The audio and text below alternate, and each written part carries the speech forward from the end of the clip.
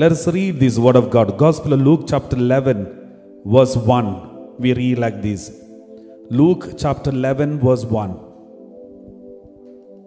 He was praying in a certain place. He was praying in a certain place. After he had finished, one of his disciples said to him, Lord, teach us to pray. Teach us to pray. As John taught his disciples. My dear brothers and sisters, in the life of Jesus, during the time of public ministry of Jesus, Jesus had 12 disciples and so many other followers. Jesus had 12 disciples and 12 apostles and many disciples. There is a difference between disciples and apostles. Jesus only had 12 apostles. Apostles means the chosen ones who are sent to, they are chosen to be sent out. Apostle means to be sent out, the one who is sent.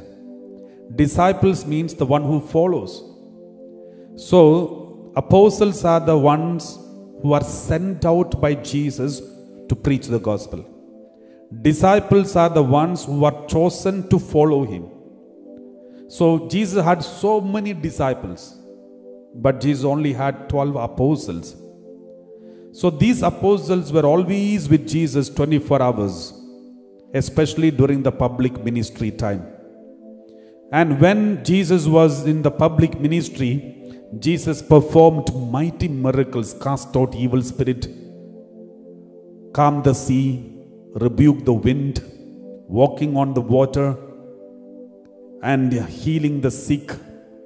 10 lepers were healed one time. Bartimaeus, a blind beggar, was healed. Crippled woman was healed. A man who was paralyzed for 38 years was healed. And a woman was bleeding. A woman was 12 years of bleeding problem. She was healed. 18 years of crippled woman was healed. And Jesus raised Lazarus from death. Jesus raised the son of the widow of Nain was raised from the death. Jesus multiplied 5 loaves of bread for 5,000 people. Again, another occasion, Jesus multiplied bread for 4,000 people.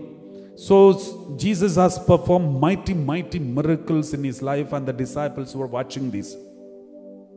They were so excited to follow Jesus, and they know Jesus has this power.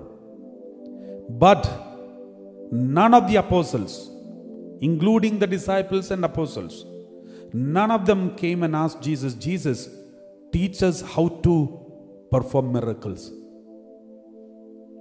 We also want to perform miracles. Teach us how to perform miracles. Teach us how to walk on the water. Teach us how to multiply 5 loaves of bread for 5,000 people.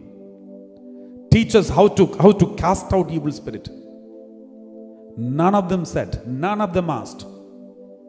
If we were in the place of Jesus, the disciples, we would have asked the first Jesus how to multiply the bread. We would have asked how to walk on the water so that we can show off in front of others. But these disciples, the apostles, they only asked one thing. Only one thing they asked. Lord, teach us to pray. And in fact, prayer is the most boring thing according to us in our lives. And they are asking for prayer. Teach us how to pray. Here we are struggling to pray.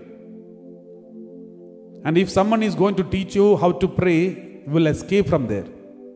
If somebody is going to teach you how to cook, you will go for it. But prayer is something that is so boring for many of us. Therefore, we would never ask this question. But these disciples noticed one thing. Jesus is so powerful because he is so prayerful. Jesus is so powerful because he is so prayerful. Therefore, that is the source of his power, and therefore we need to know the source. If we know the source, then rest will follow. That is why they were waiting. One day Jesus was in a lonely place and he was praying in a certain place, and the disciples were watching him from far. As soon as Jesus finished the prayer, and when he came to the disciples, they asked him, Lord, teach us to pray.